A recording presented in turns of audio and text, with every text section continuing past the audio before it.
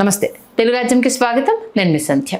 టాలీవుడ్లో almost all Sankranti movies అన్నీ అయిపోయాయి. నెక్స్ట్ పెద్ది గురించి అంటే మోస్ట్ అవైటెడ్ మూవీగా పెద్ది కోసం వెయిట్ చేస్తున్న విషయం తెలిసిందే. సానా బుచ్చిబాబు రెండో film, mega power star mass ఓరియంటెడ్గా వస్తున్న సినిమా. అయితే ఎవరిది కథ, ఏంటి కథాంశం అన్న దానికి సంబంధించి సోషల్ మీడియాలో పెద్ద ఎత్తున చర్చ జరుగుతుంది. అయితే దీనికి సంబంధించి ఒక వ్యక్తి పేరు తెర మీదకి వస్తుంది. బట్ చిక్రీపాట చూశాక ఆ వ్యక్తికి సంబంధించిన స్టోరీ ఇది కాదు అనేసి అని అంటున్నారు. మరి ఎవరా వ్యక్తి, ఏంటా కదా, పూర్తి డీటెయిల్స్లోకి వెళ్ళే ప్రయత్నం చేద్దాం. చరిత్రకారుడు చిల్లగడ్డ శ్రీకాంత్ గారు ఉన్నారు. మరి పెద్ది గురించి, ఆ కథా కమామిష్ గురించి ఆయన మాటల్లో. శ్రీకాంత్ గారు నమస్తే అండి. నమస్కారం సంధ్య గారు.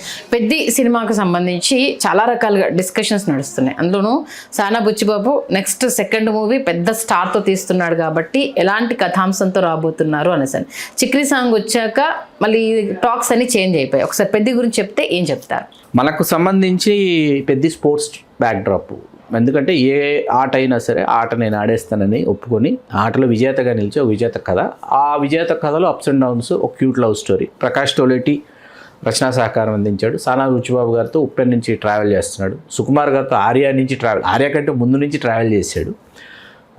అతను మనతో ఆ మధ్య చాలా రోజుల క్రితం మాట్లాడినప్పుడు వచ్చినటువంటి టాపిక్. అయితే దీనికి సంబంధించి చాలామంది చాలా రకాల ఊహాగానాలు చేశారు. అయితే ఆ ఊహాగానాలు ఏవి నిజం కాదు అని చిక్రీ సాంగ్ ప్రూవ్ చేసింది. ఇది ఒక పీరియాడిక్ మూవీ అని చెప్పేసి, అట్లాగే ఒక మల్లయోధుడి జీవితానికి సంబంధించినటువంటి కథ అని మొదట్లో వినిపించింది. కాకపోతే కాదు, ప్రస్తావన ఉంటుంది. కోడి రామ్మూర్తి నాయుడు గారి ప్రస్తావన ఉంటుంది.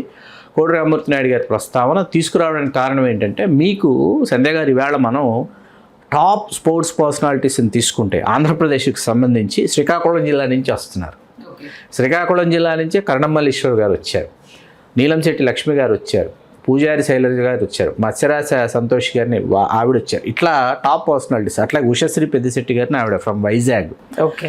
ఇంకా ఎలకా వేణుగోపాలరావు క్రికెటర్ ఫ్రమ్ వైజాగ్. ఇట్లా ఉత్తరాంధ్ర ప్రాంతానికి మరి ముఖ్యంగా శ్రీకాకుళం నుంచి ఎక్కువ మంది స్పోర్ట్స్ పర్సనాలిటీస్ వచ్చారు. కాబట్టి ఈ నేపథ్యం శ్రీకాకుళానికి సంబంధించిన నేపథ్యం తీసుకునేటప్పటికి ఇది కోడి రామ్మూర్తి నాయుడు గారికి సంబంధించినటువంటి కథ ఏమో అనేసి ఒకటి తెర మీదకి బాగా వచ్చింది. ఓకే. అంటే స్టోరీలోకి వెళ్ళే ముందు అసలు ముందు ఈ కోడి రామ్మూర్తి నాయుడు గారు ఎవరు అని చెప్పిన తర్వాత ఆ కథా కమామిష్లోకి వెళ్దాం.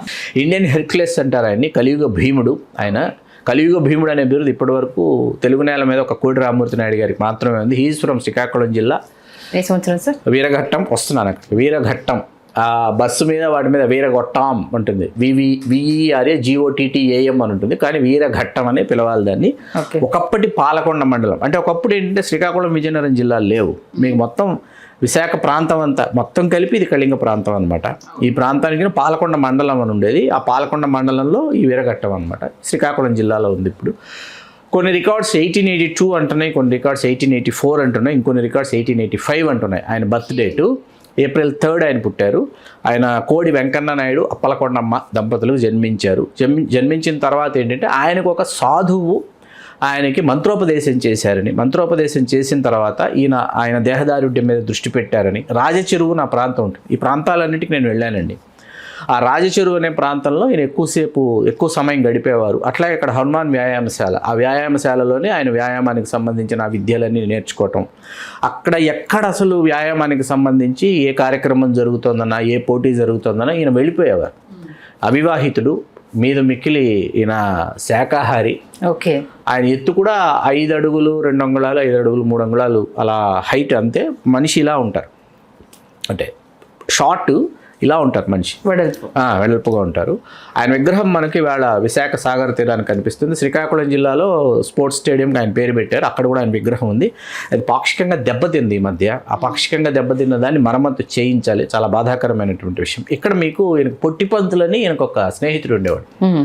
ఈ పొట్టిపంతులు ఏం చేశాడంటే కోడి రామ్మూర్తి నాయుడు గారితో నీకున్నటువంటి విద్యల్ని ప్రదర్శించడానికి నువ్వు ఒక సర్కస్ కంపెనీ పెడితే బాగుంటుందని సలహా ఇచ్చాడు. సర్కస్ కంపెనీ ఈయన నెలకొల్పాడండి. మీకు తెలుసా, అసలు ఆయన స్టాఫ్ ఈ సర్కస్ కంపెనీలో మొత్తం 1600 మంది. 1600 మంది స్టాఫ్.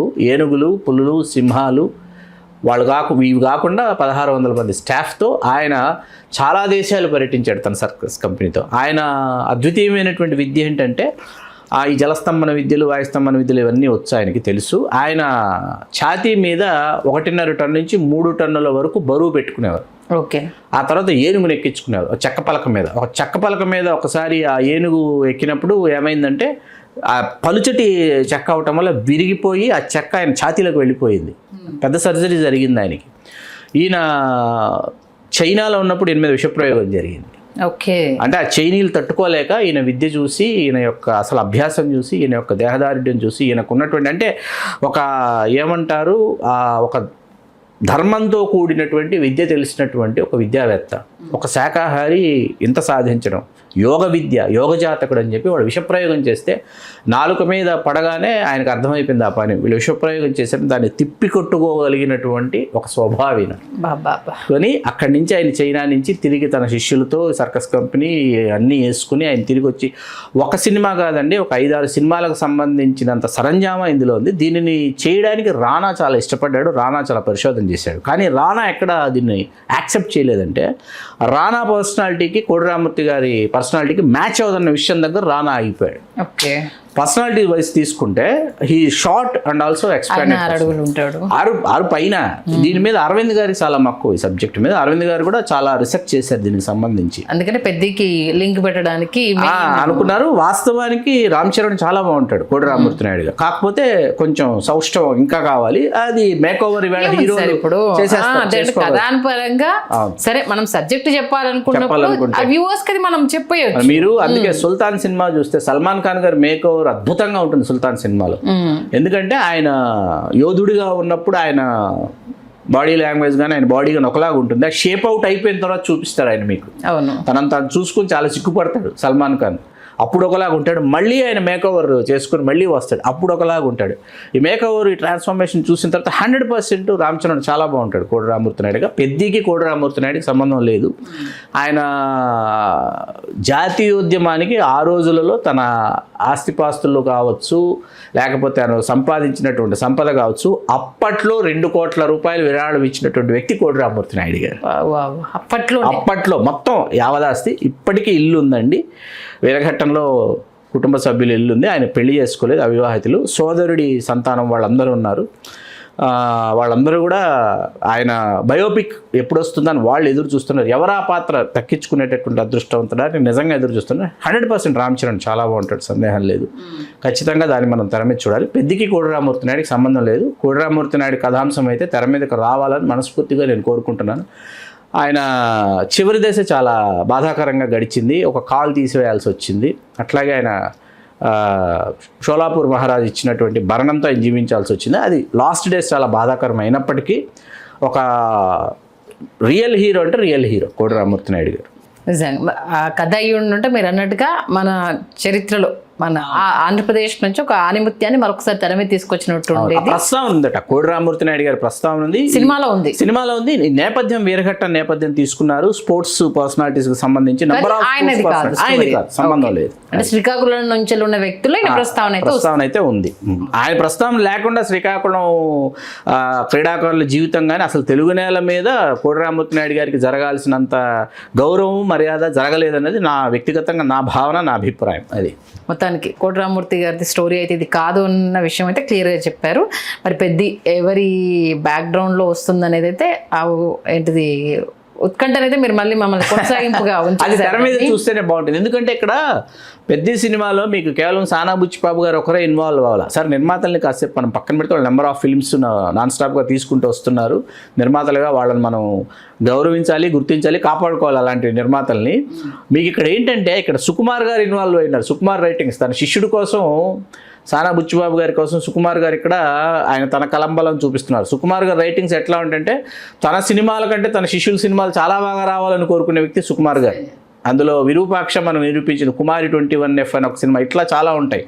దానిలో ఏంటంటే ఆయన పెద్ద మీద ఎక్కువ దృష్టి పెట్టారు. ఎందుకంటే పెద్ద తర్వాత సుకుమార్ గారి సినిమా రామ్ చరణ్ సుకుమార్ కాంబోలోనే వస్తుంది సినిమా మీకు. కాబట్టి పెద్ది చాలా బాగుండాలి, పెద్దిని మించి సుకుమార్ గారు ఉండాలని సుకుమార్ గారు ఆ జాగ్రత్తలు అయితే తీసుకుంటారు. ఖచ్చితంగా ఇది బుచ్చిబాబు గారి లైఫ్కి టర్నింగ్ పాయింట్ అవ్వాలి. అంత నమ్మిన నిర్మాతలకు కూడా ఇది కాసుల వర్షం కురిపించాలి. అంటే శ్రీకాకుళం బ్యాక్డ్రాప్లో వస్తుంది కాబట్టి అలనాటి చరిత్రకు సంబంధించి కూడా అద్భుతంగా ఈ సినిమాలో ఆవిష్కరించాలని మనస్ఫూర్తిగా కోరుకుందాం శ్రీకాంత్ గారు. ఒక రెజ్లింగ్ కళాకారుడికి సంబంధించి మంచి విషయాన్ని, అంటే ప్రతి ఒక్కరు తెలుసుకోవాల్సిన ఒక మంచి విషయం, తెలుగు వారందరూ గర్వించదగినటువంటి వ్యక్తి అండి కోడి రామమూర్తి నాయుడు. అదే అలాంటి వ్యక్తి గురించి ఇప్పటి జనరేషన్ వారికి కూడా అర్థమయ్యేలాగా మరొకసారి అలాంటి మహాత్ముడి గురించి తెలియజెప్పినందుకు మీకు ధన్యవాదాలు. ధన్యవాదాలు సంధ్య. హలో, తెలుగు రాజ్యం ఛానల్ చూస్తున్నారా? సామాజిక, రాజకీయ, జీవన చిత్రణే తెలుగు రాజ్యం. అతిశయోక్తులు, అసత్యాలు ఉండవు. రాజకీయ కోణం కాదు, ప్రజా కోణమే కొలబద్ద. తెలుగు రాజ్యం వీక్షణ మీ ఉత్తమ అభిరుచికి నిదర్శనం.